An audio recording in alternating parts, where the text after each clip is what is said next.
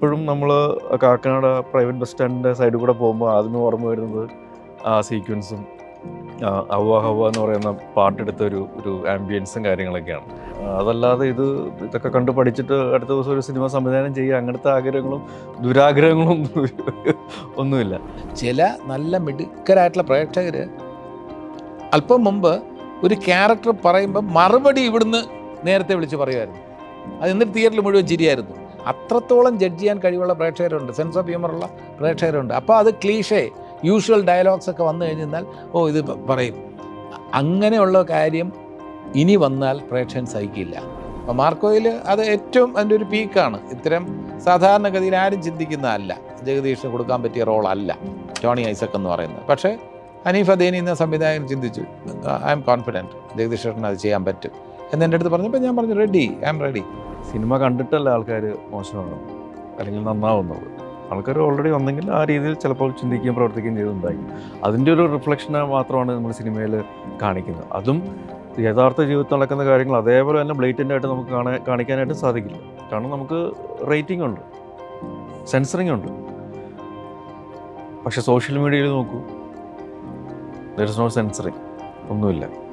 അവിടെയാണ് സിനിമയെക്കാളും കൂടുതൽ അപകടം അവിടെയാണ് പതിഞ്ഞിരിക്കുന്നത്, അല്ലേ? നമസ്കാരം. മീഡിയ വണ്ണോടൊപ്പം ഉള്ളത് കുഞ്ചാക്കോ ബോബൻ ആൻഡ് ജഗദീഷ്. സ്വാഗതം. Thank you. ഒരു 25 വർഷം മുമ്പുള്ളൊരു കഥ തോന്നുന്നു ഇപ്പോൾ പറഞ്ഞ് പഴകിയിട്ടുണ്ടാകും. അതിൽ സത്യം ശിവം സുന്ദര എന്ന സിനിമ അത് സ്റ്റാർട്ട് ചെയ്യുന്നത് തന്നെ നിങ്ങളുടെ ഒരു കോമ്പിനേഷൻ സീനിലാണ്. ഒരു ബസ്സിനകത്ത് ജഗദീഷ് ഏട്ടൻ പെന്നി വിൽക്കുന്നു, അവിടേക്ക് ചന്ദ്രഹാസ് കയറി വരുന്നു, നിങ്ങൾ തമ്മിലുള്ളൊരു ബോണ്ട് അവിടെ ക്രിയേറ്റ് ചെയ്യുന്നു. ഒരു പ്രൈവറ്റ് ബസ് സ്റ്റാൻഡിലാണ് ആ സംഭവം നടക്കുന്നത്. ലൈക്ക് അത്രയും ക്രൗഡുള്ള സ്ഥലത്ത് അന്ന് ലൈക്ക് ഫിലിമിലായിരിക്കും സ്വാഭാവികമായിട്ടും ഷൂട്ട് ചെയ്തിട്ടുണ്ടാവുക. അങ്ങനെ ഒരു ഉച്ച സമയമാണ് ഫീൽ ചെയ്യുന്നത്. അത്രയും ക്രൗഡിൻ്റെ ഇടയിൽ വളരെ രസകരമായിട്ടുള്ളൊരു കോമ്പിനേഷൻ സീൻ. അത് ആദ്യം കാണുമ്പം അതിനകത്ത് അത്ര വണ്ടറില്ലെങ്കിലും പിന്നീട് കാണുമ്പം സിനിമയെ പറ്റി മനസ്സിലാക്കിയതിന് ശേഷം കാണുമ്പോൾ അതൊരു ടഫ് സീനായിട്ട് തോന്നിയിട്ടുണ്ട്. ആ ഒരു എക്സ്പീരിയൻസ് നമുക്ക് സ്റ്റാർട്ട് ചെയ്യാം. തീർച്ചയായിട്ടും ഒരുപാട് നല്ല ഓർമ്മകൾ തരുന്നൊരു സിനിമയാണ് സത്യം ശിവം സുന്ദരം. അത് കഥയുടെ പശ്ചാത്തലമാണെങ്കിലും അല്ലെങ്കിൽ മേക്ക് ചെയ്ത രീതികളാണെങ്കിലും അങ്ങനത്തെ ഒരു കോമ്പിനേഷൻ ആണെങ്കിലും അങ്ങനത്തെ ഒരു കോമ്പിനേഷൻ ആദ്യമായിട്ടാണ് ഉണ്ടാകുന്നത്. ഒരു ത്രൂ ഔട്ട് ഇപ്പം റാഫി മക്കാട്ടൻ സ്ക്രിപ്റ്റിൽ സംവിധാനത്തിൽ ജഗദീഷ് ചേട്ടനോടൊപ്പം അല്ലെങ്കിൽ അശോകേട്ടൻ, ഹനീഫിക അവരുടെ കൂടെയുള്ളൊരു കൂട്ടായ്മ അത് ത്രൂ ഔട്ട് നമ്മൾ ആ സിനിമയിലൂടെ കൊണ്ടുപോകുന്നുണ്ട്. പിന്നെ നാസർ സാറിൻ്റെ കൂടെയുള്ള പിന്നെയും അശ്വതി പുതിയ നായിക, ഓഫ് കോഴ്സ് മേനോൻ സാറിൻ്റെ കൂടെയുള്ള ഒരു വർക്ക്. എനിക്ക് തോന്നിയിട്ടുള്ളത് ഏറ്റവും മനോഹരമായിട്ടുള്ള പാട്ടുകളുള്ളൊരു സിനിമയും കൂടിയായിരുന്നു സത്യം ശിവം സുന്ദരം. അതിൽ സാധാരണ നമ്മൾ അമ്മയെക്കുറിച്ചുള്ള പാട്ടുകളാണ് കേട്ടിട്ടുണ്ടെങ്കിൽ സത്യം സുന്ദരത്തിൽ അച്ഛനെക്കുറിച്ചുള്ള പാട്ട് അതിപ്പോഴും ഒരു ചെറിയൊരു നൊമ്പരം പോലെ കേൾക്കുമ്പോഴൊക്കെ നമുക്ക് ഫീൽ ചെയ്യാറുണ്ട്. ഈ ഷൂട്ടിങ്ങിൻ്റെ സമയം എന്ന് പറയുമ്പോൾ ഇപ്പോഴും നമ്മൾ കാക്കനാട് പ്രൈവറ്റ് ബസ് സ്റ്റാൻഡിൻ്റെ സൈഡിൽ കൂടെ പോകുമ്പോൾ ആദ്യമേ ഓർമ്മ വരുന്നത് ആ സീക്വൻസും ഹവ്വ ഹവ്വ എന്ന് പറയുന്ന പാട്ടെടുത്ത ഒരു ആംബിയൻസും കാര്യങ്ങളൊക്കെയാണ്. അത് ആ ഒരു പ്രത്യേകിച്ച് പാട്ടെടുക്കുമ്പം ശരിക്കും അവിടെ ഉള്ളവർ ഡാൻസസ് ഒഴിച്ച് ബാക്കിയുള്ളവരെല്ലാവരും ആ സിനിമയിൽ ആ പാട്ട് നടക്കുന്ന ഷൂട്ടിംഗ് കാണാമെന്ന നാട്ടുകാരാണ്. കാക്കനാട് പ്രൈവറ്റ് ബസ് സ്റ്റാൻഡിൽ എന്ന് പറഞ്ഞാൽ ജനത്തിരക്കും ജനസാഗരവുമായിരുന്നു. ഈവൻ ബസ്സിൻ്റെ മുകളിലൊക്കെ തന്നെ നിന്ന് ഡാൻസ് ചെയ്യുന്ന ആൾക്കാരൊക്കെ അതൊക്കെ നാട്ടുകാരാണ്. അവരൊക്കെ തകർത്ത് നമ്മളെക്കാളും അടിപൊളിയായിട്ടൊക്കെ ഡാൻസ് ചെയ്യുന്നുണ്ടായിരുന്നു. അപ്പം അങ്ങനത്തെ ഒരുപാട് നല്ല ഓർമ്മകളുള്ള ഒരു സംഭവമായിരുന്നു അത്. അല്ല, അതിനെക്കുറിച്ച് ഓർക്കുമ്പോൾ എനിക്ക് ഇന്നും ഒരു നല്ല ഓർമ്മകളാണല്ല. കാരണം ഒരുപാട് ആൾക്കാരെയൊക്കെ വെച്ച് ഷൂട്ട് ചെയ്ത സിനിമയാണ്. ബസ് സ്റ്റാൻഡ് എന്ന് പറയുമ്പോൾ അതിനകത്ത് ബസ്സിനകത്ത് ആൾക്കാരുണ്ട്, വെളിയിൽ ആൾക്കാരുണ്ട്, ഇവരൊന്നും ക്യാമറയിൽ നോക്കാൻ പാടില്ല. അങ്ങനെയൊക്കെയുള്ള ചില ബുദ്ധിമുട്ടുകൾ ഒഴിച്ചു കഴിഞ്ഞാൽ ഷൂട്ടിംഗ് നമ്മൾ ആസ്വദിച്ചാണ് ചെയ്തിട്ടുള്ളത്. സത്യം ശിവം സുന്ദരത്തിൽ എല്ലാ സീനുകളും നമ്മൾ എൻജോയ് ചെയ്തിട്ടാണ് ചെയ്തിട്ടുള്ളത്. അതിൻ്റെ ഒരു സുഖം ഇന്നും കാണുമ്പോൾ അതിനകത്തുണ്ട്.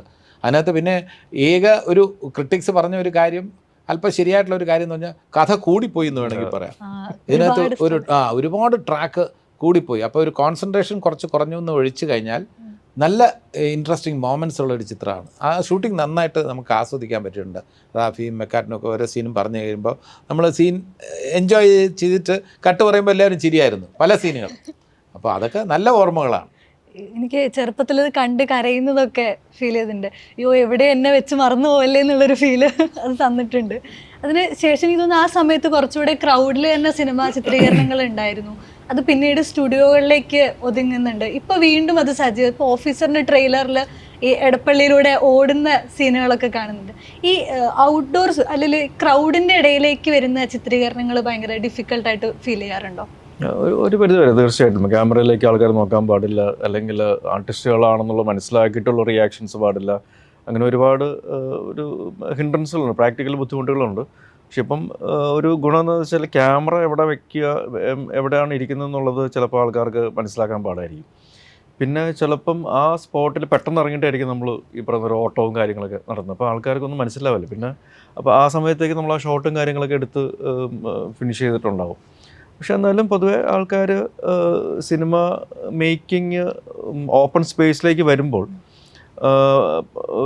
ആ ഒരു കൗതുകം ഉണ്ടെങ്കിൽ പോലും ഷൂട്ടിങ് തടസ്സപ്പെടുന്ന രീതിയിലുള്ള ഒരു പ്രശ്നങ്ങളും കാര്യങ്ങളൊന്നും താരതമ്യേന കുറവാണെന്ന് തന്നെ പറയാം. അല്ല, എനിക്ക് ഇതിനകത്ത് തന്നെ ഞാൻ ബൈക്കിൽ ഇടപ്പള്ളി കൂടെ ഓടിച്ചു പോകുന്ന രംഗങ്ങളുണ്ട്. അതൊക്കെ അപ്പുറത്തും ഇപ്പുറത്തും കൂടെ ടാങ്കർ ലോറിയൊക്കെ പോകുന്ന കാണുമ്പോൾ യഥാർത്ഥത്തിൽ ശരിക്കും ഭയന്നാണ് ഓടിച്ചിട്ടുള്ളത്. കാരണം വെച്ച് കഴിഞ്ഞാൽ അത് നമുക്ക് തൊട്ടടുത്തൂടെ ഇങ്ങനെ പോകുമ്പോഴില്ലേ. ഞാൻ പണ്ട് സ്കൂട്ടറൊക്കെ ഓടിച്ചിട്ടുണ്ട്, പക്ഷേ അന്നത്തെ ട്രാഫിക് അല്ല. ഞാൻ ആലോചിക്കും, ഇന്ന് ബൈക്കിൽ പോകുന്നവരൊക്കെ തന്നെ എന്തുമാത്രം റിസ്ക് അവരുടെ ജീവിതത്തിലുണ്ടെന്ന് എനിക്ക് തോന്നിപ്പോയി. അത്ര സൗണ്ട് ഹോണ് ഇങ്ങനെ പോവുകയാണ്, ഇങ്ങനെ പൊക്കോണ്ടിരിക്കുകയാണ് നമ്മളവിടെ. അപ്പോൾ അഭിനയിക്കുമ്പോൾ എനിക്ക് ഇത്രയും ടെൻഷൻ അനുഭവപ്പെടുന്നുണ്ടെങ്കിൽ എന്നും പൊക്കോണ്ടിരിക്കുന്ന ആൾക്കാരെ സംബന്ധിച്ചിടത്തോളം അത് വളരെ ഒരു റിസ്കി ആയിട്ടുള്ള അഫെയർ ആണെന്ന് എനിക്ക് തോന്നിപ്പോയി. ഈ പറയുന്ന ഒരു 25 വർഷത്തിനിടയിൽ നിങ്ങൾ രണ്ടുപേരും പല ട്രാക്കുകളിലൂടെ മാറി സഞ്ചരിച്ചിട്ടുണ്ട്. തോന്നുന്നു 2025 വരുമ്പം മലയാള സിനിമയ്ക്ക് ഒരു വലിയ മാറ്റം ഉണ്ടായിട്ടുണ്ട്. നിങ്ങൾ രണ്ടുപേരും പരീക്ഷിക്കുന്ന മേഖലകൾക്ക് മാറ്റങ്ങൾ ഉണ്ടായിട്ടുണ്ട്. പുതിയ ഇപ്പം സിനിമയിൽ ഉപയോഗിക്കുന്ന ഉപകരണങ്ങൾ പോലും മാറുന്ന സമയമാണ്. ഈ ഒരു മാറ്റത്തിൽ ഇപ്പം നിങ്ങൾ എനിക്ക് തോന്നുന്നു അധികം അസോസിയേറ്റ് ചെയ്തിട്ടുണ്ടായിരുന്നില്ല. അപ്പോഴും പരസ്പരം ഒരു നിരീക്ഷണമോ കാര്യങ്ങളോ വിമർശനങ്ങളോ ഒക്കെ ആയിട്ട് ഉണ്ടായിട്ടുണ്ടോ? എനിക്ക് തോന്നിയിട്ടുള്ളത്, ഞാൻ ഇതിൻ്റെ ഈ പുതിയ സംവിധാനങ്ങളെക്കുറിച്ച് കൂടുതൽ പഠിക്കാൻ ഞാൻ ശ്രമിച്ചിട്ടില്ല. സംവിധായകർ അതെങ്ങനെ പ്രയോജനപ്പെടുത്തും എന്നുള്ള അവരുടെ കൺസേൺ ആണ്. അത് അവർക്ക് നമ്മൾ ചെയ്യേണ്ടത് സംവിധായകൻ പറഞ്ഞു തരുന്നുണ്ട്. ബാക്കി സാങ്കേതികമായിട്ടുള്ള ചില കാര്യങ്ങൾ അതിനനുസരിച്ച് ഇങ്ങനെ പോയാൽ മതി, ഇതുവഴി പോയാൽ മതി, അത് ഇന്ന ക്യാമറയാണ്, ക്യാമറ മൂവ് ചെയ്യുന്ന ക്യാമറയാണ്, ജിംബാലാണ് എന്നുള്ള ആ സംവിധാന സാങ്കേതിക കാര്യങ്ങൾ നമ്മളെ അഭിനയത്തിൽ നമുക്കധികം പ്രശ്നമല്ല. പിന്നെ ചില കാര്യങ്ങൾ ഒരു പൊസിഷൻ ഒരു ക്യാമറാമാൻ തന്നാൽ കഴിയുന്നതും അതൊരു ആക്ടർ പാലിക്കേണ്ട ചില കാര്യങ്ങളാണ്. ആ പോയിന്റിലായിരിക്കും ഫോക്കസ് അവിടെ എടുക്കുന്നത്. അപ്പം അപ്പുറത്തോട്ട് മാറിയാൽ ഫോക്കസ് ഔട്ടാവും. അപ്പോൾ അവിടെ നമ്മൾ അഭിനയത്തോടൊപ്പം ശ്രദ്ധിക്കേണ്ട ടെക്നിക്കൽ ചില കാര്യങ്ങളുണ്ട്. അത് കഴിഞ്ഞാൽ കൂടുതലായിട്ടുള്ള കാര്യങ്ങളെക്കുറിച്ച് ലെൻസിങ്ങിൻ്റെ കാര്യങ്ങളൊക്കെ കൂടുതൽ ഒരു ആക്ടർ മനസ്സിലാക്കണമെന്നില്ല. മനസ്സിലാക്കിയാൽ നല്ലത് തന്നെയാണ്. പക്ഷെ ഞാൻ അത്രത്തോളം സാങ്കേതികമായിട്ടുള്ള കാര്യങ്ങൾ ഞാൻ കൂടുതൽ മനസ്സിലാക്കാൻ ശ്രമിക്കാറില്ല. ഒരു സംവിധായകൻ പറയുന്ന ആ ഏരിയ, ആ ടെക്നിക്കൽ സൈഡ് ഫോളോ ചെയ്യാവുന്നതിനപ്പുറം അതിൻ്റെ അകത്തുള്ള കാര്യങ്ങൾ മനസ്സിലാക്കാൻ ഞാൻ വലുതായിട്ട് ശ്രദ്ധിക്കാറില്ല. ചാക്കോച്ചൻ മുന്നേ പറഞ്ഞത് ഞാൻ കേട്ടിട്ടുണ്ട് ഒരു ഇൻ്റർവ്യൂവിൽ.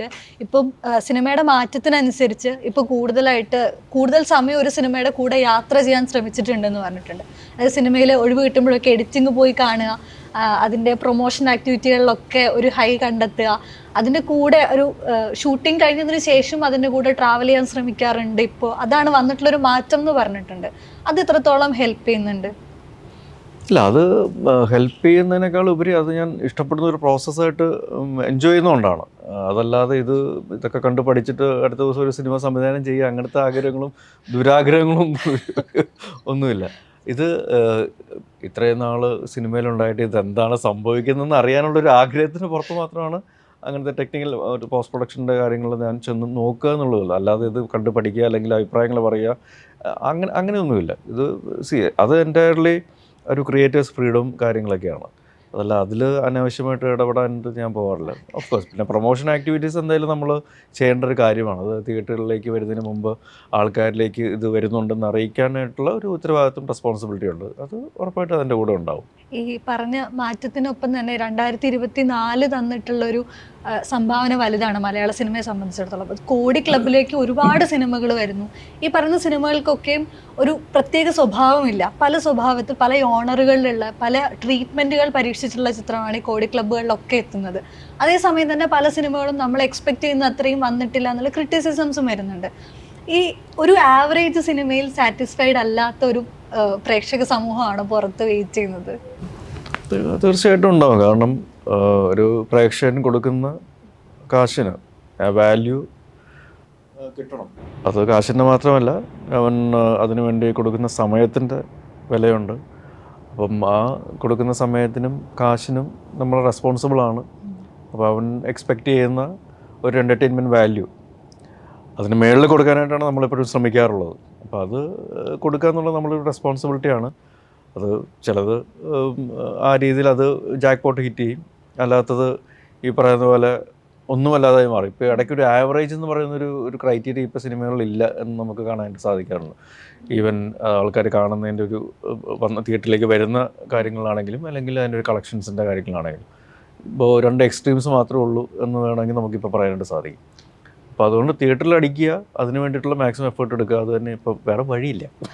ലൈഫും സിനിമയുമായിട്ട് ബന്ധമുണ്ട്. ഞാൻ പറയാം, ഇപ്പം ലൈഫിൽ നാളെ എന്തെന്ന് നമുക്കറിയില്ല. അതാണ് നമ്മൾ താല്പര്യത്തോടെ ലൈഫിനെ മുന്നോട്ട് കൊണ്ടുപോകുന്നത്. അടുത്ത വർഷം നമ്മൾ എവിടെയാണ്, എന്തൊക്കെ ചേഞ്ചസ് വരും നമ്മുടെ ജീവിതത്തിൽ നമുക്ക് പറയാൻ പറ്റില്ല. 5 വർഷത്തിന് ശേഷം നമ്മൾ എവിടെയായിരിക്കും ഇപ്പോൾ പറയാൻ പറ്റില്ല. അത് നമ്മളെ മുന്നോട്ട് നയിക്കാൻ പ്രേരിപ്പിക്കുന്ന ഒരു കാര്യമാണ്. നമ്മുടെ കയ്യിൽ ഒന്നും പിടുത്തം തരില്ല. അത് ഈശ്വരനാണെങ്കിലും അദൃശ്യ ശക്തിയാണെങ്കിലും നാളെ നെക്സ്റ്റ് മൊമെൻറ്റ് നമ്മുടെ കയ്യിൽ തന്നിട്ടില്ല. ഇത് തന്നെ ആയിരിക്കണം സിനിമയിലും. പ്രേക്ഷകനെ സംബന്ധിച്ചിടത്തോളം അവനെ അറിയാവുന്നുള്ള കാര്യങ്ങളാണ് കൊടുക്കുക. ഇതെന്ത് സംഭവം നമുക്കറിയാം, അടുത്ത് ഇന്നാരാണ് ഇന്ന ചെയ്യാൻ പോകുന്നത്, ആ ത്രില്ല് നഷ്ടപ്പെടുത്തരുത്.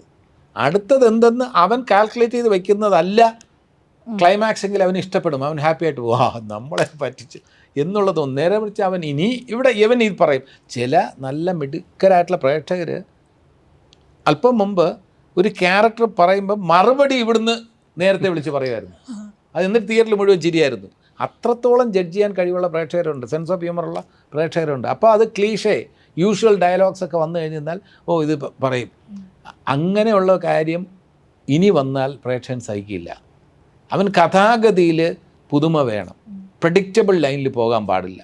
ഇനി സെക്കൻഡ് ഹാഫ് ഇങ്ങനെ ആയിരിക്കും എന്ന് പറഞ്ഞ് ഇൻ്റർവെൽ കഴിഞ്ഞിട്ട് ചായ കുടിക്കുമ്പം ഫ്രണ്ട്സുമായിട്ട് ഡിസ്കസ് ചെയ്യും, ഇനി ഇങ്ങനെ ആയിരിക്കും ഇവിടെ എന്ന് പറഞ്ഞിട്ട് അത് അങ്ങനെ തന്നെ പോയാണെന്നുണ്ടെങ്കിൽ അവർ ഞാൻ പറഞ്ഞില്ലേ യുവന്മാരുടെ കാര്യം എന്ന് പറഞ്ഞിട്ട് ഇറങ്ങിപ്പോകും. നേരെ മറിച്ചിട്ട് അതിന് വേറെ ട്വിസ്റ്റും ടേൺസും വന്നു കഴിഞ്ഞാൽ സംഭവം കലക്കി കേട്ടോ എന്ന് പറഞ്ഞിട്ട് ഹാപ്പി ആയിട്ട് പോകും. ഒരു പറ്റിക്കപ്പെടലാണല്ലോ സിനിമ എപ്പോഴും. അതാണ്. അപ്പോൾ പ്രേക്ഷകന് അവനെ സാറ്റിസ്ഫൈ ചെയ്യുന്ന രീതിയിലുള്ള കഥാഗതി, അവനെ സാറ്റിസ്ഫൈ ചെയ്യുന്ന രീതിയിലുള്ള അഭിനയം, സംവിധാനം, എഡിറ്റിങ്, മ്യൂസിക്. ഇപ്പോൾ പശ്ചാത്തല സംഗീതത്തെക്കുറിച്ച് അറിയാത്ത ഏത് പ്രേക്ഷകനുണ്ട്? ആധികാരികമായി പറയാൻ കഴിയുന്ന പ്രേക്ഷകരാണിപ്പോൾ ഉള്ളത്. റിവ്യൂലൊക്കെ നോക്കി നോക്കും. ഓരോരുത്തരും റീ റെക്കോർഡ് ഇന്നാര് ചെയ്ത് കഴിഞ്ഞാൽ അത് നമ്മൾ പ്രതീക്ഷിച്ചതിനേക്കാളും ഡിഫറൻ്റ് ആയിരിക്കുന്ന ഞാൻ ഓരോരുത്തരുടെ പേരെടുത്ത് പറയുന്നില്ല, അവരിൽ പ്രതീക്ഷ അർപ്പിക്കുന്നു. പശ്ചാത്തല സംഗീതം ഒരുക്കുന്ന ആ മ്യൂസിഷ്യൻ്റെ ആ പേര് വച്ചിട്ട് ഞങ്ങൾ ഒരുപാട് പ്രതീക്ഷിക്കുന്നു എന്ന് കരുതുന്നുണ്ട്. എഡിറ്റർ ഇന്നാരാണെങ്കിൽ ആ പടത്തിൽ അവൻ്റെ എഡിറ്റിംഗ് നന്നായിരിക്കും. സിനിമാറ്റോഗ്രാഫി ഇന്നാരാണ്, അപ്പോൾ തീർച്ചയായിട്ടും നല്ല ഫ്രെയിംസും കാര്യങ്ങളൊക്കെ ഉണ്ടാവും. സംവിധായകൻ ഇന്നയാൾ എന്തെങ്കിലും ഉണ്ടാവും, ഒരുക്കി വെച്ചിട്ടുണ്ടാവും. കഥാകൃത്ത് ഇതാണ്, ഭയങ്കര ട്വിസ്റ്റുകൾ കാണും, അയാളുടെ സ്ക്രിപ്റ്റ് അടിപൊളിയാണ്. ഇങ്ങനെ എല്ലാ രീതിയിലും പോകുമ്പോൾ അഭിനയവും ആൾക്കാർ ഒരു പ്രതീക്ഷ അർപ്പിക്കുന്നുണ്ട്. ഇപ്പോൾ ചാക്കോച്ചൻ്റെ പടം ഇതൊക്കെ ട്രെയിലറൊക്കെ കാണുമ്പോൾ എന്തായിരുന്നാലും എന്തെങ്കിലും സംഭവം കാണും, അല്ലെങ്കിൽ ചാക്കോച്ചൻ ഡേറ്റ് ഒന്നും കൊടുക്കില്ലല്ലോ എന്നുള്ള ഒരു സംഭവത്തോടുകൂടി പോകുമ്പോൾ ഓക്കെയാണ്. അപ്പോൾ പ്രേക്ഷകൻ്റെ മനസ്സ് വായിച്ചെടുക്കാൻ കഴിയുന്ന ആർട്ടിസ്റ്റും ടെക്നീഷ്യൻസും അവരുണ്ടെങ്കിൽ സിനിമ വിജയമായിരിക്കും. ഇത് ഈ ഓഫീസറിൻ്റെ കാര്യത്തിൽ നമ്മൾ നോക്കുമ്പം അത്തരം ആളുകൾ നോട്ടീസ് ചെയ്യുന്ന ഒരുപാട് സാങ്കേതിക പ്രവർത്തകർ കൂടെ വരുന്നുണ്ട് ഓഫീസറിൽ. പിന്നണിയിലേക്ക് നോക്കുകയാണെങ്കിൽ ഇപ്പം സംവിധായകൻ തന്നെ നമുക്ക് ഒരുപാട് സെലിബ്രേറ്റ് ചെയ്യപ്പെട്ടിട്ടുള്ള ഒരുപാട് ആളുകൾ സ്വീകരിച്ചിട്ടുള്ള സിനിമയുടെ ഭാഗമാണ്. അദ്ദേഹത്തിൻ്റെ ഡെബ്യൂ ഡയറക്ടർ ആണെങ്കിൽ പോലും ആളുകൾക്ക് പരിചയമുണ്ട്. ഇപ്പം ഒരു കാലഘട്ടത്തിൽ നമുക്ക് സഹസംവിധായകരൊന്നും അറിയില്ലെങ്കിൽ ഇന്ന് നമ്മളത് നോട്ടീസ് ചെയ്യുന്നുണ്ട്, പ്രേക്ഷകരെല്ലാവരും നോട്ടീസ് ചെയ്യുന്നുണ്ട്. സിനിമാറ്റോഗ്രാഫർ കണ്ണൂർ സ്ക്വാഡിൻ്റെ ഡയറക്ടറാണ്, ജെക്സ് ബിജോയുടെ മ്യൂസിക് വരുന്നുണ്ട്. ഇത്രയും എലമെൻറ്റുകളിൽ ആളുകൾക്ക് ഒരു എക്സ്പെക്റ്റേഷൻ വരുന്നുണ്ട്. ഓഫീസർ അത് എത്രത്തോളം സാറ്റിസ്ഫൈ ചെയ്യുന്നുണ്ട് നിങ്ങളുടെ പേഴ്സണൽ എക്സ്പീരിയൻസിലും സിനിമയുടെ ഒരു എക്സ്പീരിയൻസിലും? ക്വാളിറ്റിയുടെ കാര്യത്തിൽ ഒരു കോംപ്രമൈസും ചെയ്തിട്ടില്ല എന്നുള്ളത് വളരെ എന്താ പറയുക ആത്മവിശ്വാസത്തോടു കൂടി പറയാനായിട്ട് സാധിക്കും. കാരണം ക്രിയേറ്റീവ് സൈഡിൽ നോക്കുകയാണെങ്കിൽ അതിൻ്റെ ഒരു പ്രൊഡക്ഷൻ വാല്യൂവിൽ നോക്കുകയാണെങ്കിലും ഇതിൻ്റെ പുറകിൽ ഉണ്ടായിരുന്നവരൊക്കെ അങ്ങനത്തെ സിനിമകൾ നൽകിയിട്ടുള്ള ആൾക്കാരാണ്. ഇപ്പോൾ മാർട്ടിൻ ബ്രക്കാട്ട് ആണെങ്കിലും അല്ലെങ്കിൽ ഷാഹി ആണെങ്കിലും റോബി ആണെങ്കിലും ഇപ്പം ജിത്തു ആണെങ്കിൽ പോലും കൂടെ വർക്ക് ചെയ്തിട്ടുള്ള സിനിമകളും എല്ലാം ആ തരത്തിലുള്ള അറിയപ്പെടുന്ന എണ്ണപ്പെട്ട സിനിമകളും ഈവൻ പുള്ളി ചെയ്തിട്ടുള്ള കഥാപാത്രങ്ങളും അങ്ങനെയുള്ള കഥാപാത്രങ്ങളൊക്കെയാണ്. ഇതിലും ജിത്തു അഭിനയിക്കുകയും ചെയ്തിട്ടുണ്ട് കേട്ടോ ഈ സിനിമ ഓഫീസർ ഇൻ ഡ്യൂട്ടിയിൽ. അപ്പം അങ്ങനത്തെ ഒരു ടീം വരുമ്പോൾ പ്ലസ് ചമൻ ചാക്കോ പോലുള്ള എഡിറ്ററും ജെയ്ക്സും കൂടെ വരുമ്പോൾ തീർച്ചയായിട്ടും ആൾക്കാർക്ക് എക്സ്പെക്റ്റേഷൻസ് ഉണ്ടാവാവുന്ന ഒരു കോമ്പിനേഷനാണത്. അത് ഒരു തരത്തിലും നിരാശപ്പെടുത്തില്ല എന്നുള്ളൊരു വിശ്വാസമുണ്ട്. അൾട്ടിമേറ്റ്ലി ഒരു തിയേറ്ററിക്കൽ എക്സ്പീരിയൻസ് ആയിട്ട് തന്നെ ആൾക്കാർ വന്ന് കാണേണ്ട ഒരു സിനിമ ആയിട്ട് തന്നെയാണ് ഓഫീസർ ഓൺ ഡ്യൂട്ടി നമ്മൾ കൊണ്ടുവരുന്നത്. അല്ലാതെ ഇത്തരം പേരുകൾ മാത്രം വെച്ചിട്ട് ഒരു സിനിമ നമുക്ക് തട്ടിക്കൂട്ടാം എന്നുള്ളതല്ല. അങ്ങനത്തെ ആൾക്കാർ വരുമ്പോൾ അത് ആൾക്കാരിലേക്ക് എക്സ്പെക്റ്റേഷൻ ഉണ്ടാക്കുന്നുണ്ടെങ്കിൽ അതെങ്ങനെ നമുക്ക് ആ എക്സ്പെക്റ്റേഷൻ മീറ്റപ്പ് ചെയ്യാം, അല്ലെങ്കിൽ അതിനേക്കാളും കുറച്ചും കൂടെ കൂടുതൽ നമുക്ക് എന്താണ് കൊടുക്കാനായിട്ട് സാധിക്കുന്നത്, അതിനുള്ള ജെനുവിനായിട്ടുള്ള എഫേർട്ടും ഡെഡിക്കേഷനും എന്തായാലും ഓഫീസർ ഇൻ ഡ്യൂട്ടിയിൽ ഉണ്ട്. ജിത്തു അഷ്റഫിൻ്റെ എഫേർട്സ് ഒരിക്കലും അവസാനിക്കുന്നില്ല. കാരണം വെച്ചാൽ സ്റ്റോറി ഫസ്റ്റ് ലൈൻ പറഞ്ഞ് അന്ന് മുതൽ ഇന്ന് വരെ വർക്ക് ചെയ്തുകൊണ്ടിരിക്കുകയാണ്. കാരണം ഇടയ്ക്ക് ഒരു ബ്ലെസ്സിങ് ഇൻ ഡിസ്ഗൈസ് എന്ന് പറഞ്ഞ പോലെ ഇടയ്ക്ക് മഴ കാരണം കുറച്ച് ദിവസം മാറിയപ്പോൾ ആ സമയത്ത് സ്ക്രിപ്റ്റിൽ കുറച്ച് മോഡിഫിക്കേഷൻ വരുത്തി, ചില അഡിഷൻസും ചില സീക്വൻസുകളും ആഡ് ചെയ്തു. അതെല്ലാം ഈ ചിത്രത്തിന് ഗുണകരമായിട്ടേ ഭവിച്ചിട്ടുള്ളൂ. അപ്പോൾ ആ സമയം കിട്ടുന്ന പോലും പ്രയോജനപ്പെടുത്തിയിട്ടുണ്ട്. അപ്പോൾ ഷൂട്ടിംഗ് തീർന്നു കഴിഞ്ഞാൽ പിന്നെ പശ്ചാത്തല സംഗീതം എങ്ങനെ ജേക്സ് ബിജോയുടെ നിന്ന് എന്തൊക്കെയാണ് എക്സ്ട്രാക്ട് ചെയ്യുക എന്നുള്ളതിനെക്കുറിച്ച് എപ്പോഴും ചിന്തയായിരിക്കും എഡിറ്ററുടെ അവിടെ. അപ്പോൾ അങ്ങനെ സിനിമ മാത്രം ചിന്തിച്ചുകൊണ്ടിരിക്കുന്ന ആൾ, അയാളുടെ മനസ്സിൽ ഓഫീസർ ഓൺ ഡ്യൂട്ടി മാത്രമേ ഉള്ളൂ. പിന്നെ ഇതിൽ നമ്മൾ സ്ഥിരം കാണുന്ന ഒരു പോലീസ് സ്റ്റോറിക്ക് അപ്പുറം എന്തൊക്കെ കൊടുക്കാനായിട്ട് സാധിക്കും, അതിനുള്ള ഓപ്ഷൻസ് എന്തൊക്കെയാണ്, അത് നമ്മൾ മാക്സിമം എക്സ്പ്ലോർ ചെയ്തിട്ടുണ്ട്. അത് എങ്ങനെ ആൾക്കാരിലേക്ക് വളരെ എൻ്റർടൈനിങ് ആയിട്ട് എൻഗേജിങ് ആയിട്ട് പ്രസൻറ്റ് ചെയ്യാനായിട്ട് സാധിക്കും എന്നുള്ളതാണ് ഓഫീസർ ഡ്യൂട്ടിയിലൂടെ നമ്മൾ ശ്രമിച്ചിട്ടുള്ളതും. ഒരു പരിധിവരെ നമ്മൾ ഈ പറയുന്ന സോ കോൾഡ് ടെക്നീഷ്യൻസ് ആണെങ്കിലും ആക്ടേഴ്സ് ആണെങ്കിലും ഇപ്പം പ്രിയാമണി ഓൺ ബോർഡ് ഉണ്ട്, അതേപോലെ തന്നെ Vaishakh Nair, Manoj K U, of course Jagadeesh ചേട്ടൻ, പിന്നെ കുറേ ന്യൂ കമേഴ്സും ഉണ്ട് ഇതിൽ. റംസാനുണ്ട്, കുറേ പുതുമുഖങ്ങളുണ്ട്. അപ്പോൾ അങ്ങനെ എക്സ്പീരിയൻസ് ഉള്ളതും അതേപോലെ തന്നെ ന്യൂ കമേഴ്സായിട്ടുള്ള എല്ലാവരും ചേർന്നൊരു ബ്ലെൻഡിങ് ഇതിൽ വളരെ നന്നായിട്ട് വന്നിട്ടുണ്ടെന്ന് തന്നെയാണ് വിശ്വസിക്കുന്നത്. സോ ഹോപ്പ്ഫുള്ളി ഒരു പവർ പാക്ഡ് എൻഗേജിങ് എൻ്റർടൈനർ എന്നുള്ള രീതിയിൽ അല്ലെങ്കിൽ ഇമോഷണൽ ത്രില്ലർ എന്നുള്ള രീതിയിൽ തന്നെയാണ് ഓഫീസർ ഓൺ ഡ്യൂട്ടി നമ്മൾ പ്ലേസ് ചെയ്യാനായിട്ട് ആഗ്രഹിക്കുന്നത്. ഇതിൽ സ്ട്രൈക്കിംഗ് ആയിട്ടുള്ള മറ്റൊരു പേര് ഷായ് കബീർ എന്നുള്ളത് തന്നെയായിരിക്കും. അദ്ദേഹത്തിൻ്റെ സിനിമകൾ, എഴുതിയിട്ടുള്ള സിനിമകളൊക്കെ ഏറ്റവും അവസാനത്തിലൊരു വലിയ ഭാരം പ്രേക്ഷകരുടെ ഹൃദയത്തിലേക്ക് വെച്ച് തന്നിട്ട് പ്രേക്ഷകരെ തിയേറ്ററിൽ നിന്ന് ഇറക്കുന്ന ഒരു മനുഷ്യനാണ്. ഇപ്പോൾ ജോസഫിലാണെങ്കിലും നായാട്ടിലാണെങ്കിലും നമ്മളതിൽ അവസാനം നമ്മൾ ഭയങ്കരമായിട്ട് ഹോണ്ട് ചെയ്യും, ദിവസങ്ങളോളം നമ്മുടെ മനസ്സിൽ അത് തങ്ങി നിൽക്കുന്ന എൻഡിങ് ആണ് തരാറ്. ഓഫീസറും അങ്ങനെ ഒരു എക്സ്പീരിയൻസ് ആണോ? സിനിമ കാണൂ.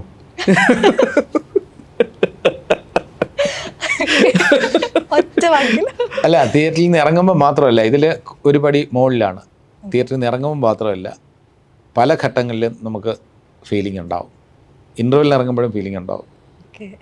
വീണ്ടും തിരിച്ചു കയറാൻ പ്രേരിപ്പിക്കുന്ന തരത്തിലുള്ള ചെറിയ വിങ്ങലൊക്കെ ഉണ്ടാവും. എന്താ ത്രില്ലിങ്ങാണ് എന്നറിയാനുള്ള ആഗ്രഹം ഉണ്ടാവും. അതേ അവസരത്തിൽ ഈ കണ്ടു കഴിഞ്ഞ കാര്യങ്ങൾ നമ്മുടെ മനസ്സിൽ ടച്ച് ചെയ്യുന്ന സംഭവങ്ങളുണ്ട്.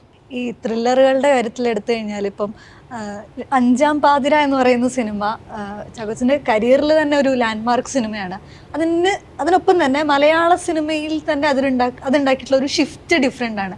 അതിനുശേഷം ത്രില്ലറുകൾ ധാരാളം വന്നു തുടങ്ങി. അതിനു മുന്നേ ഒരു പേടി ഉണ്ടായിരുന്നു ത്രില്ലർ എത്രത്തോളം വർക്കാവുന്നു. പക്ഷെ അതൊരു അഷ്വറൻസ് ആണ്. ലൈക്ക് കൊറിയൻ ത്രില്ലറുകളൊക്കെ കണ്ട് ശീലിച്ചിട്ടുള്ള ആളുകൾക്ക് നമുക്കും സാധിക്കും എന്നുള്ള രീതിയിൽ അഷ്വർ ചെയ്തിട്ടാണ് അഞ്ചാം പാതിര വരുന്നത്. അതിനുശേഷം ഇങ്ങോട്ട് ഇപ്പോഴത്തെ മലയാള സിനിമ എടുത്തു കഴിഞ്ഞാൽ ഒരുപാട് ത്രില്ലറുകൾ വരുന്നുണ്ട്. ഈ സിനിമ മലയാള സിനിമയ്ക്ക് തന്നിട്ടുള്ള ഒരു സ്ട്രെങ്ത് ഇല്ലേ? എനിക്ക് അറിയാതെയോ ഞാൻ അങ്ങനത്തെ ഒരുപാട് സിനിമകളുടെ ഭാഗമാകാനായിട്ട് ഭാഗ്യം ലഭിച്ച ആളാണ്. ട്രാഫിക് ആണെങ്കിലും ഇപ്പം അഞ്ചാം പാതിര ആണെങ്കിലും അനീതി പ്രാവാണെങ്കിലും അത് വേറൊരു തരത്തിലുള്ള സിനിമ ആണെങ്കിൽ പോലും ഇപ്പം അങ്ങനത്തെ ഒരു ഷിഫ്റ്റ്, ഒരു മലയാള സിനിമയ്ക്ക് അങ്ങനത്തെ ഒരു ഷിഫ്റ്റിങ് വരുന്ന സമയത്ത് അങ്ങനത്തെ സിനിമകളുടെ ഭാഗമാകാനായിട്ട് ഭാഗ്യം ലഭിച്ച ഒരു ആക്ടറാണ് ഞാൻ. അത് നമ്മൾ ഓരോന്ന് ട്രൈ ഔട്ട് ചെയ്യുന്നതാണ്. ഇപ്പം ട്രാഫിക് ആണെങ്കിലും അതുവരെ കണ്ട് പരിചിതമല്ലാത്ത രീതിയിലുള്ള ഒരു ടെറൈൻ നമ്മൾ പ്രസൻറ്റ് ചെയ്തു, അല്ലെങ്കിൽ ഒരു കൈൻഡ് ഓഫ് നോൺ ലീനിയർ മേക്കിങ്ങും കാര്യങ്ങളൊക്കെ അതിലുണ്ടായിരുന്നു. അഞ്ചാം പാതിരയിലേക്ക് വരുമ്പോൾ ത്രില്ലറിൻ്റെ വേറൊരു റൂട്ട് നമ്മൾ കാണിച്ചു. അഞ്ചാം പാതിരയിൽ ശരിക്കും എൻ്റെ സ്ട്രോങ് പോയിൻറ്റ്സ് ഒന്നും അതിൽ നമ്മൾ എക്സ്പ്ലോയിറ്റ് ചെയ്തിട്ടില്ല, അല്ലെങ്കിൽ യൂസ് ചെയ്തിട്ടില്ല. ഇപ്പോൾ പാട്ടോ ഡാൻസോ പ്രണയമോ തമാശയോ ഒന്നും അതിലില്ല. പക്ഷേ അത് ആൾക്കാർ പുതുമ സ്വീകരിക്കാനായിട്ട് അത് നല്ലൊരു പാക്കേജായിട്ട് കൊടുക്കുകയാണെങ്കിൽ ഏത് കാലഘട്ടങ്ങളിലും ആൾക്കാർ സ്വീകരിക്കുമെന്നതിനുള്ള തെളിവുകളാണ് അങ്ങനത്തെ സിനിമകൾ. അപ്പോൾ അങ്ങനത്തെ സിനിമകളുടെ ഭാഗമായിട്ട് സാധിച്ചു എന്നുള്ളതാണ് ഏറ്റവും വലിയ ഭാഗ്യം. അതിനുശേഷം എല്ലായിടത്തും ഒരു ബ്രേക്കിംഗ് വേണം എന്നുള്ളൊരു തീരുമാനം ഉണ്ടെന്ന് തോന്നുന്നു. കഥാപാത്രങ്ങളിലെല്ലാം ഒരു പുതുമ വേണം. ഒരേപോലെയുള്ള കഥാപാത്രങ്ങൾ പിന്നീട് റിപ്പീറ്റ് ചെയ്യാതിരിക്കാൻ വേണ്ടി മാക്സിമം ശ്രമിക്കാറുണ്ട്. ഈവൻ കഥാപരമായിട്ടാണെങ്കിലും കഥാപാത്രങ്ങളുടെ കാര്യങ്ങളാണെങ്കിലും ആ രീതിയിൽ. അപ്പോൾ അതിപ്പോൾ ഞാൻ മാത്രമല്ല, എല്ലാവരും ആ രീതിയിൽ ശ്രമിക്കുന്നുണ്ട്. ആ ശ്രമങ്ങളുടെ ഒരു റിഫ്ലക്ഷനാണ് ശരിക്കും മലയാള സിനിമ ഇപ്പോൾ ഏറ്റവും നല്ലൊരു ഫേസിലൂടെ കടന്നു പോകുന്നത്. നേരെ ജഗദീഷ് ചേട്ടൻ്റെ കഥാപാത്രങ്ങളിൽ മുന്നേ പറഞ്ഞിട്ടുണ്ട്, സംവിധായകരാണ് അങ്ങനെ ഒരു ടേക്ക് എടുത്തെങ്കിൽ പോലും ലീല എന്ന് പറയുന്ന ചിത്രം, അതിലെ കഥാപാത്രം അങ്ങനെ ഒരു ചേഞ്ച്, ഒരു ഷിഫ്റ്റ് ക്രിയേറ്റ് ചെയ്തിട്ടുണ്ട്. ലീലയ്ക്ക് ശേഷമുള്ള സിനിമകളിലെല്ലാം തന്നെ അത്തരത്തിൽ ആളുകൾ ജഗദീഷ് ചേട്ടൻ്റെ ലൈക്ക് അഭിനയത്തെ പരീക്ഷിക്കുന്നുണ്ട്, സംവിധായകർ തന്നെ അത് പരീക്ഷിക്കുന്നുണ്ട്. ആ ഒരു എക്സ്പീരിയൻസ് എങ്ങനെയായിരുന്നു? അല്ല, ഈ ചന്ദ്ര ഉപയോഗിച്ച വാക്കാണ് കറക്റ്റ്. സംവിധായകർ പരീക്ഷണം നടത്തി ഓരോന്നും വിജയിച്ചപ്പോൾ കൂടുതൽ സംവിധായകർക്ക് കൂടുതൽ ആത്മവിശ്വാസം വന്നു. അങ്ങനെയാണ് മാർക്കോ വരെ എത്തി നിൽക്കുന്നത്. അപ്പോൾ മാർക്കോയിൽ അത് ഏറ്റവും അതിൻ്റെ ഒരു പീക്കാണ്. ഇത്തരം സാധാരണഗതിയിൽ ആരും ചിന്തിക്കുന്നതല്ല, ജഗദീഷിന് കൊടുക്കാൻ പറ്റിയ റോളല്ല ടോണി ഐസക് എന്ന് പറയുന്നത്. പക്ഷേ ഹനീഫ് അദേനി എന്ന സംവിധായകൻ ചിന്തിച്ചു, ഐ ആം കോൺഫിഡൻറ്റ് ജഗദീഷ് ചേട്ടന് അത് ചെയ്യാൻ പറ്റും എന്ന് എൻ്റെ അടുത്ത് പറഞ്ഞപ്പോൾ ഞാൻ പറഞ്ഞു, I am ready, I love to do that role എന്ന് പറഞ്ഞു. അപ്പോൾ അത് ഇങ്ങനെ സംവിധായകർ എനിക്ക് വേറെ മോൾഡിലുള്ള കഥാപാത്രങ്ങൾ തരുമ്പോൾ അതിൽ എൻ്റെ ആത്മാവ് അതിനകത്തോട്ട് ഇടുമ്പോൾ കൂടുതൽ നല്ല മിഴിവ് ആ കഥാപാത്രങ്ങൾക്ക് പകരാൻ കഴിഞ്ഞിട്ടുണ്ട്. അതിനുവേണ്ടിയുള്ള എഫേർട്സ് ഇടാൻ ഞാൻ തയ്യാറാണ്. അതിനുവേണ്ടിയുള്ള അടിസ്ഥാനപരമായിട്ടുള്ളൊരു കഥാപാത്രം കിട്ടുക എന്നുള്ളതാണ് ഏറ്റവും വലിയ കാര്യം. അതിനകത്ത് അവരുടെ നിർദ്ദേശങ്ങൾ ഈ കഥാപാത്രത്തിന് കൂടുതൽ മിഴിവ് പകരാനായിട്ട് ഒരു കഥാപാത്രം പറഞ്ഞു. അത് മോൾഡിൽ നിന്നാണ്. അതിന് ഷേപ്പ് കൊടുക്കുന്ന ആദ്യം ഇങ്ങനെ ഒരു കളിമണ്ണാണ്. അപ്പോൾ അതിനകത്ത് ഒരു കാര്യം, ഇയാൾ ഇന്ന രീതിയിലൊക്കെയാണ് പെരുമാറുന്നത്, ഒരു ഷേപ്പ് വന്നു തുടങ്ങി. അയാൾ ഇന്ന രീതിയിലാണ് ചിന്തിക്കുന്നത്, ഈ ഷേപ്പ് വന്നു തുടങ്ങി. അയാൾ ചിലപ്പോൾ ഇന്ന രീതിയിൽ കയർക്കും, ഓക്കെ. അയാളുടെ മനസ്സിലൊരു ഇമോഷൻസ് ഉണ്ട്. ചിലപ്പോൾ അയാൾ വളരെ ഹാപ്പിയാണ്, ചിലപ്പോൾ അയാൾക്കൊരു മ്യൂസിക്കിനോ, ഇങ്ങനെ ഒരു രൂപം ഇങ്ങനെ റെഡിയായി വരികയാണ്. ആ ഫേസിനൊരു സംഭവം കിട്ടും, പൂർണ്ണത കിട്ടും, അല്ലെങ്കിൽ ആ രൂപം വരും. ആ രൂപമാണ് നമ്മൾ പെർഫോം ചെയ്യാനായിട്ട് നമ്മൾ തിരഞ്ഞെടുക്കുന്നത്. അതിന് നമുക്ക് ഗൈഡൻസ് വേണം. ഗൈഡൻസിന് തിരക്കഥാകൃത്തുക്കളുടെ ഗൈഡൻസ്, സംവിധായകൻ്റെ ഗൈഡൻസ് എല്ലാം കഴിഞ്ഞ് സാങ്കേതികമായിട്ട് ഓഫ് കോഴ്സ് അത് പെർഫോമൻസിൻ്റെ സമയത്ത് സിനിമാറ്റോഗ്രാഫറും കാര്യങ്ങളൊക്കെ പിന്നീടുള്ള വിഷയങ്ങളാണ്. അതുവരെയുള്ള ഒരു കാര്യത്തിൽ നമ്മൾ എങ്ങനെ ഈ കഥാപാത്രത്തെ ആവിഷ്കരിക്കാം എന്നുള്ള ചിന്തയിൽ എങ്ങനെ നടക്കണം, എങ്ങനെയായിരിക്കണം ഇയാളുടെ നോട്ടം, എങ്ങനെയായിരിക്കണം ഇയാളുടെ ഡയലോഗ് പറയുന്ന രീതി, ഇയാൾ കുറച്ച് ലൗഡായിരിക്കുമോ, ഇയാൾ അത് വളരെ പതിഞ്ഞ സ്വരത്തിലായിരിക്കുമോ പറയുക, ഇങ്ങനെയുള്ളൊരു അനാലിസിസ് നമ്മൾ നടത്തിയാൽ ആ കഥാപാത്രത്തിന് കൂടുതൽ മിഴിവ് വരും. എനിക്ക് തോന്നുന്നത് വളരെ രസകരമായിട്ട് റിഫ്ലക്റ്റ് ചെയ്യുന്നത്, ഇപ്പം 2 പോലീസ് ഓഫീസർ ഒരേ സമയം വരുന്നുണ്ട്. ഇപ്പം പുരുഷപ്രേതത്തിൽ പോലീസ് ഓഫീസർ വരുന്നുണ്ട്, അതേസമയം റോഷാക്കിൽ വരുന്നുണ്ട്. 2 ഷെയ്ഡിലേക്ക് വ്യത്യസ്തമായിട്ടുള്ള മാനറിസംസിൽ വരുന്നുണ്ട്. ഇപ്പം കഴിഞ്ഞ വർഷം തന്നെ എടുത്ത അച്ഛൻ കഥാപാത്രങ്ങൾ വരുമ്പോഴും 3 അച്ഛന്മാരും 3 തരത്തിലുള്ള, ഇപ്പം നേരിൽ തുടങ്ങിയിട്ട് വാഴയിലെ കഥാപാത്രം, ഹലോ മമ്മിയിലെ കഥാപാത്രം, എല്ലാം അച്ഛന്മാരാണെങ്കിലും വളരെ വ്യത്യസ്തമായിട്ടുള്ള ഒരു ആവിഷ്കാരമാണ്. ഇതേ ട്രീറ്റ്മെന്റ് പരീക്ഷിക്കുന്നതുകൊണ്ടാണോ? അല്ല, ഇത് കേൾക്കുമ്പോഴാണ് എനിക്ക് ഏറ്റവും വലിയ സന്തോഷം എന്ന് പറയുന്നത്. കാരണം അത് ചന്ദ്ര നന്നായിട്ട് അപഗ്രഥിച്ചിരിക്കുന്നു. ഈ കഥാപാത്രം എൻ്റെ മനസ്സിലുള്ളതാണ്. ഇത് വേറൊരാൾ പറയുമ്പോഴാണ് എനിക്ക് സന്തോഷം. ഞാനിത് പറഞ്ഞുകൊണ്ട് നടന്നിട്ട് കാര്യമില്ല ചാക്കോച്ചൻ. ഞാനത് മൂന്ന് രീതിയിലാണ് ചെയ്തിരിക്കുന്നത്.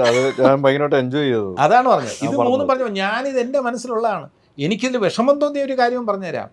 1% പോലും സാമ്യമില്ലാത്ത രീതിയിലാണ് ഞാൻ പെർഫോം ചെയ്തിരിക്കുന്നത്. അതിൻ്റെ റിസൾട്ട് അവിടെ നിൽക്കട്ടെ. ഞാൻ ശ്രമിച്ചിരിക്കുന്നത് പുരുഷപ്രേതവും റോഷാക്കും തമ്മിൽ ഒരു സാമ്യം വരാൻ പാടില്ലെന്ന് എനിക്ക് നിർബന്ധമുണ്ടായിരുന്നു. അതിന് മാക്സിമം എഫേർട്സ് എടുത്തിട്ടുണ്ട്. പക്ഷേ എനിക്ക് വേണ്ടപ്പെട്ട എൻ്റെ ഒരു റിലേറ്റീവ് എന്നെ പറഞ്ഞു, രണ്ടും ഭയങ്കര സാമ്യമുണ്ട് കേട്ടോ എന്ന് പറഞ്ഞു. 2 പടങ്ങളും കണ്ടിട്ട് ഞാൻ ചേട്ടനെ വിളിച്ചു. വളരെ നല്ല അഭിപ്രായം ചാക്കോച്ചൻ വിളിച്ച് പറഞ്ഞു. ചാക്കോച്ചൻ അത്രയും ഇഷ്ടപ്പെട്ട് വിളിച്ച് പറഞ്ഞു. ഒരു ഗ്യാപ്പിന് ശേഷമാണ് ചാക്കോച്ചൻ വിളിച്ച് പറയുന്നത്. അപ്പോൾ ഈ ഒബ്സർവേഷൻ എന്ന് പറയുന്നത് ഇത് രണ്ടും തമ്മിൽ സാമ്യമില്ല എന്ന് പറയുമ്പോൾ ഞാൻ ഉദ്ദേശിച്ചത് ഒരാൾ പറഞ്ഞല്ലോ എന്ന ഒരു സന്തോഷത്തിലാണ്. ഇത് നിരൂപകർ രണ്ടും തമ്മിൽ സാമ്യമില്ല എന്നുള്ള ആദ്യം അവർക്ക് എഴുതാനുള്ള അവസരം കിട്ടിയിട്ടില്ല. ഒന്ന് പുരുഷപ്രേതത്തിൻ്റെ റിവ്യൂ വരും, അല്ലെങ്കിൽ റോഷാക്കിൻ്റെ റിവ്യൂ വരും. ഇത് രണ്ടും തമ്മിലുള്ള കമ്പാരിസൻ്റെ ഒരു റിവ്യൂ ഇതുവരെ വന്നിട്ടില്ല. പിന്നെ ഈ മൂന്ന് അച്ഛന്മാരും തമ്മിൽ സാമ്യം ഉണ്ടാകാൻ പാടില്ലെന്ന് ഞാൻ ബോധപൂർവ്വം ശ്രമിക്കുന്നുണ്ട്.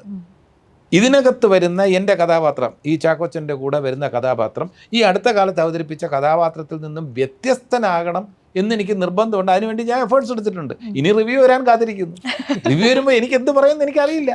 ഞാൻ എഫേർട്സ് എടുത്തിട്ടുണ്ട്. സംവിധായകൻ കൂടെ നിന്നിട്ടുണ്ട്. അദ്ദേഹം പറയുന്ന രീതിയിൽ ഈ കഥാപാത്രത്തിൻ്റെ ദൈന്യതയുണ്ട്, ഈ കഥാപാത്രത്തിൻ്റെ പ്രതീക്ഷയുണ്ട്, ഈ കഥാപാത്രത്തിൻ്റെ നിരാശയുണ്ട്, ബോൾഡ്നെസ് ഉണ്ട്, എല്ലാം കൂടെ ചേർന്ന ഒരു കഥാപാത്രമാണ്. ഒരു കോംപ്ലക്സ് ക്യാരക്ടറാണ്. അത് കഴിഞ്ഞ വർഷം 24 വന്ന ഒരു കഥാപാത്രമായിട്ട് സാമ്യം ഉണ്ടാകരുതെന്നാണ് എൻ്റെ ആഗ്രഹം. ആ രീതിയിലാണ് ഞാൻ പെർഫോം ചെയ്തിരിക്കുന്നത്. ഇനി റിസൾട്ട് എന്ത് വരുന്നു എന്നുള്ളത് നമുക്ക് നോക്കാം. നിങ്ങൾ റിവ്യൂസിൽ വളരെ റിവ്യൂസിനെ ക്യൂരിയസ് ആയിട്ട് കാണുന്ന ആളുകളാണോ? ലൈക്ക് പലതരത്തിൽ ഇപ്പോൾ ഒരു സിനിമ വരുമ്പോൾ പലതരത്തിലുള്ള റിവ്യൂസ് വരാറുണ്ടല്ലോ. പലരും അതിനെ ക്രിട്ടിസൈസ് ചെയ്യാറുണ്ട്, എന്തിന് ഇങ്ങനെ റിവ്യൂ പറയുന്നതെന്ന് പറയാറുണ്ട്. ചിലർ അതിനെ വളരെ സ്വീകരിക്കാറുണ്ട്. നിങ്ങളുടെ ഒരു ടേക്ക് എന്താണ് റിവ്യൂസ്? ചാക്കോച്ചൻ പറയട്ടെ, എന്നിട്ട് ഞാൻ പറയാം. ഇപ്പോൾ റിവ്യൂസ് വരുമ്പോൾ നമ്മളെ സംബന്ധിച്ചിടത്തോളം ബേസിക് ആദ്യത്തെ കാര്യം എന്ന് പറയുന്നത് നല്ല റിവ്യൂസ് ആണെങ്കിൽ നമ്മൾ 100% അത് എൻജോയ് ചെയ്യും, അല്ലേ? അപ്പോൾ ഓക്കെയാണ്, അതെല്ലാം ഓക്കെയാണ്. ചിലപ്പോൾ അയാൾ പറയുന്നത് തെറ്റായിരിക്കാം, എന്നാലും നല്ലതാണ് പറയുന്നതുകൊണ്ട് നമ്മൾ ഓക്കെ ആയിരിക്കും. ഇതേ വ്യക്തി തന്നെ വേറൊരു പടത്തിൽ വേറൊരു സിനിമയാണെങ്കിൽ അല്ലെങ്കിൽ കഥാപാത്രമാണെങ്കിൽ മോശമാണെന്ന് പറഞ്ഞാൽ അതേ ആളോട് നമുക്ക് ചിലപ്പോൾ ദേഷ്യം തോന്നുമായിരിക്കും. പക്ഷേ അത് അങ്ങനെയല്ല വേണ്ടത് എന്നാണ് എൻ്റെ ഒരു പക്ഷം. എന്തുകൊണ്ട് അയാൾ അതങ്ങനെ പറഞ്ഞു? ഇതേ ആളെ കൊണ്ട് തന്നെ വീണ്ടും നമുക്ക് തിരുത്തി പറയിപ്പിക്കാനായിട്ട് സാധിക്കുമോ? ആ ഒരു എഫേർട്ടായിരിക്കണം പിന്നീട് എടുക്കേണ്ടത്. പിന്നെ അങ്ങനത്തെ സാഹചര്യങ്ങൾ ഒഴിവാക്കാനായിട്ടുള്ള രീതിയിലുള്ള അങ്ങനത്തെ സിനിമകളോ അല്ലെങ്കിൽ കഥാപാത്രങ്ങളോ അവോയ്ഡ് ചെയ്യുക. അല്ലെങ്കിൽ അങ്ങനത്തെ തന്നെ സിനിമകൾ വരികയാണെങ്കിൽ അത് എത്രത്തോളം മാറ്റി നമുക്ക് എൻഗേജിങ് ആയിട്ട് അല്ലെങ്കിൽ എൻ്റർടൈനിങ് ആയിട്ട് അയാളെ കൊണ്ട് തന്നെ ക്രിട്ടിക്കലി അക്ലെയിംഡ് ആക്കി മാറ്റാനായിട്ടുള്ള ഒരു ഒപ്പീനിയൻ കിട്ടുന്ന രീതിയിലോട്ട് എങ്ങനെ മോൾഡ് ചെയ്യാനായിട്ട് സാധിക്കും, ആ രീതിയിൽ ട്രൈ ഔട്ട് ചെയ്യുക എന്നുള്ളതാണ് ഞാൻ നോക്കുന്നത്. തീർച്ചയായിട്ടും അത്രേ ഉള്ളൂ. ഞാനും എല്ലാ റിവ്യൂസും കാണാറുണ്ട്. ആ റിവ്യൂസ് ഞാൻ അതിൻ്റെ വാല്യൂ മനസ്സിലാക്കുന്നുണ്ട്. അതിനകത്ത് പക്ഷേ വേറെ ഉണ്ട്, സ്റ്റഡീഡായിട്ട് വളരെ നന്നായിട്ട് റിവ്യൂ ചെയ്യുന്ന ആൾക്കാരുണ്ട്, സൂപ്പർ ഫ്ലൂസ് ആയിട്ട് റിവ്യൂ ചെയ്യുന്ന ആൾക്കാരുമുണ്ട്, ഉപരിപ്ലവമായിട്ട് അതിൻ്റെ ഡെപ്തിലോട്ടൊന്നും പോകാതെ റിവ്യൂ ചെയ്യുന്ന ആൾക്കാരുണ്ട്, വെറുതെ പറയാൻ വേണ്ടി പറയുന്നത്. പക്ഷേ അവർക്ക് പോലും നമ്മുടെ മനസ്സ് കുറച്ച് നേരം വിഷമിപ്പിക്കാൻ കഴിയുന്നുള്ളതാണ്. ഇതിനെക്കുറിച്ച് ആധികാരികമായി അവർക്ക് ഒരു പഠനം നടത്തിയിട്ടില്ല. സിനിമയെക്കുറിച്ചുള്ള പഠനവും നടത്താത്ത ആൾക്കാരാണ്. സിനിമയെക്കുറിച്ച് പഠനം നടത്തിയിട്ടുള്ള നല്ല റിവ്യൂവേഴ്സിനെ സംബന്ധിച്ചിടത്തോളം അവർ നമ്മുടെ ചിത്ര പെർഫോമൻസിനെ കുറിച്ച് ഒരു നെഗറ്റീവ് പറഞ്ഞാൽ നമ്മൾ സീരിയസ് ആയിട്ട് തന്നെ എടുക്കണം എന്നാണ് എൻ്റെ പക്ഷം. കാരണം അവർ ഡെഡിക്കേറ്റഡ് ആണ്. അവർ ഈ പറയുന്നതിൽ കാര്യമുണ്ട്, കാരണമുണ്ട്. നേരെ മറിച്ച് സിനിമയെക്കുറിച്ച് ഒന്നും അറിയില്ല എന്ന് നമുക്ക് ബോധമുള്ള ആൾ അവർ പറഞ്ഞു തുടങ്ങുമ്പോൾ തന്നെ ഭാഷയുടെ പിൻബലം അവർക്കില്ല. ഒരു സെൻറ്റൻസ് പൂർത്തീകരിക്കാനുള്ള കഴിവില്ല. ഭാഷ പോട്ട്, പലർക്കും എല്ലാവർക്കും കഴിവുണ്ടാകണമെന്നില്ല.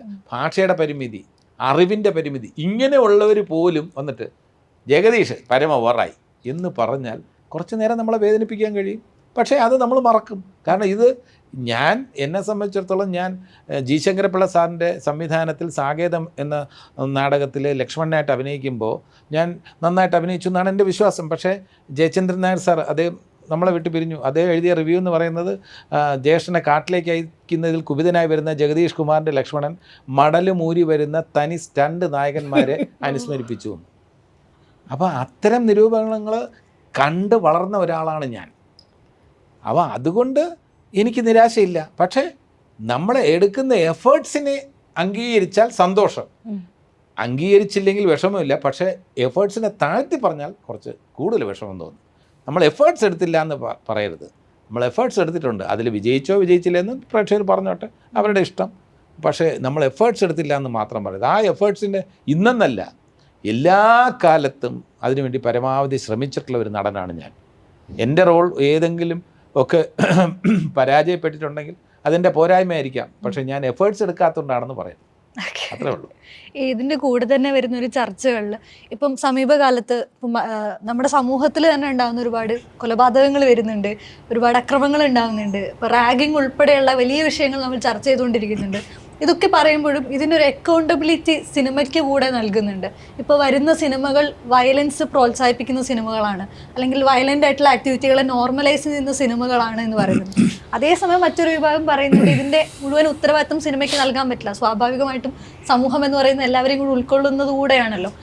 ഇതിൻ്റെ ഈ ഒരു ഫാക്ടറിന് നിങ്ങൾ എപ്പോഴെങ്കിലും അനലൈസ് ചെയ്തിട്ടുണ്ടോ? അതിലെ ഒരു ടേക്ക് എന്തായിരിക്കും? ഈ സിനിമ എന്ന് പറയുന്നത് ശരിക്കും എന്താണ്? It's an entertainer of course. Okay, അതിനപ്പുറം സിനിമ എന്ന് പറയുന്നത് സമൂഹത്തിൽ നടക്കുന്ന കാര്യങ്ങളുടെ ഒരു റിഫ്ലക്ഷനും കൂടെയാണ്. അപ്പോൾ ആദ്യം അങ്ങനെ നോക്കുമ്പോൾ അതൊരു റോൾ റിവേഴ്സലാണ് ശരിക്കും പറഞ്ഞാൽ. സിനിമ കണ്ടിട്ടല്ല ആൾക്കാർ മോശമാകുന്നത് അല്ലെങ്കിൽ നന്നാവുന്നത്. ആൾക്കാർ ഓൾറെഡി വന്നെങ്കിൽ ആ രീതിയിൽ ചിലപ്പോൾ ചിന്തിക്കുകയും പ്രവർത്തിക്കുകയും ചെയ്തുണ്ടായിരിക്കും.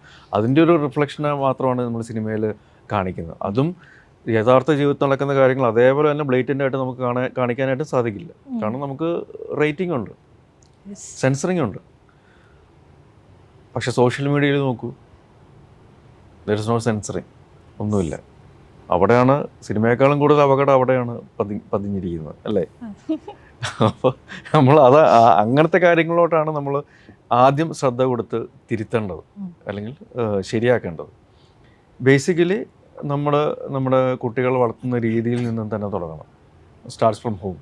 നമ്മുടെ വീടുകളിൽ നിന്ന് മാതാപിതാക്കൾ അല്ലെങ്കിൽ ബന്ധുക്കൾ, കൂട്ടുകാർ, അധ്യാപകർ, അങ്ങനത്തെ രീതിയിലെല്ലാം ആ ഒരു മാറ്റം വന്നാൽ മാത്രമാണ്. അല്ലാതെ സിനിമയിൽ അത് വരുന്നതെന്ന് പറഞ്ഞുകൊണ്ട് നമുക്ക് സിനിമയെ മാത്രം നമുക്ക് കുറ്റപ്പെടുത്താൻ സാധിക്കില്ല. അല്ലെങ്കിൽ ഏതെങ്കിലും ഒരു മാധ്യമങ്ങളെ മാത്രം കുറ്റപ്പെടുത്താൻ സാധിക്കില്ല. So that starts from the base. അവിടെയാണ് നമ്മൾ ആദ്യം കറക്റ്റ് ചെയ്യേണ്ടത്. സമൂഹത്തിൽ നടക്കുന്ന കാര്യങ്ങൾ സിനിമയിൽ വരാറുണ്ട്. സിനിമയിൽ വരുന്ന കാര്യങ്ങൾ പ്രേക്ഷകർ ആസ്വദിക്കുന്നു എന്ന് മനസ്സിലാക്കി ഒരേ ടൈപ്പ് സിനിമകൾ വീണ്ടും വരുന്ന ഒരു ടെൻഡൻസി ഉണ്ട്. അപ്പോൾ പ്രേക്ഷകന് വേണ്ടതാണോ കൊടുക്കേണ്ടത്, അതോ പ്രേക്ഷകന് മെച്ചപ്പെട്ട ഒരു നിലവാരത്തിലേക്ക് ഉയർത്തുകയാണോ വേണ്ടത്? ഇതെല്ലാ കാലത്തും തർക്ക വിഷയമാണ്. അടൂർ ഗോപാലകൃഷ്ണൻ, അരവിന്ദൻ അവരൊക്കെ പറഞ്ഞത് പ്രേക്ഷകർക്ക് വേണ്ടതല്ല കൊടുക്കേണ്ടത്, നമ്മൾ പ്രേക്ഷകരുടെ ആസ്വാദന നിലവാരം ഉയർത്തുകയാണ് വേണ്ടതെന്നാണ് അവരുടെ പക്ഷം. വേറൊരു വിഭാഗം പറയുന്നത് ഇത് എൻ്റർടൈൻമെൻ്റ് ആണ്, ജീവിതത്തിൽ ഒരുപാട് പ്രയാസങ്ങളും കഷ്ടപ്പാടും അനുഭവിക്കുന്നതിന് അല്പം ചിരിക്കാനും രസിക്കാനും ഒഴുക്ക്, നിങ്ങൾ എന്തോ സോഷ്യൽ റെസ്പോൺസിബിലിറ്റി മണ്ടാങ്ങട്ട, അവന് രസിക്കാനുള്ള വക കൊടുക്ക് എന്ന് പറയുന്നവരുണ്ട്. ഇവർ തമ്മിലുള്ള കോൺഫ്ലിക്റ്റിൽ നമ്മൾ രണ്ട് സൈഡിൽ നിൽക്കുകയാണ്, നമുക്ക് നല്ല കഥാപാത്രം കിട്ടിയാണ്.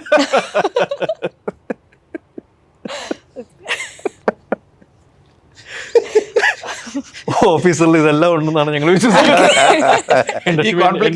വാല്യൂ ഉണ്ട്, അതുപോലെ തന്നെ ആസ്വാദന നിലവാരം ഉയർത്താനുള്ള ഒരു ജെന്യൂൻ ആയിട്ടുള്ള എഫേർട്ടും ഉണ്ട് തീർച്ചയായിട്ടും. അപ്പോൾ ഇത് നല്ല രീതിയിൽ സൊസൈറ്റിയിൽ റിഫ്ലക്റ്റ് ആവട്ടെ. അത് ഉറപ്പായിട്ടുണ്ട്. നമ്മൾ സൊസൈറ്റിയിൽ കാണുന്ന പല കാര്യങ്ങളും, കറണ്ട് വിഷയങ്ങൾ നമ്മളിതിൽ ഡീൽ ചെയ്യുന്നുണ്ട്. അത് it's A give and take. അത് നമ്മൾ അങ്ങോട്ട് കൊടുക്കുകയും പ്രേക്ഷകർ സ്വീകരിക്കുകയും ചെയ്യേണ്ട ഒരു സംഭവമാണ്. അത് അങ്ങനെ തന്നെ സംഭവിക്കട്ടെ എന്ന് ഞങ്ങൾ വിശ്വസിക്കുന്നു, ആഗ്രഹിക്കുന്നു. Thank you so much. Thank you so much. എല്ലാവിധ ആശംസകളും. Thank you very much.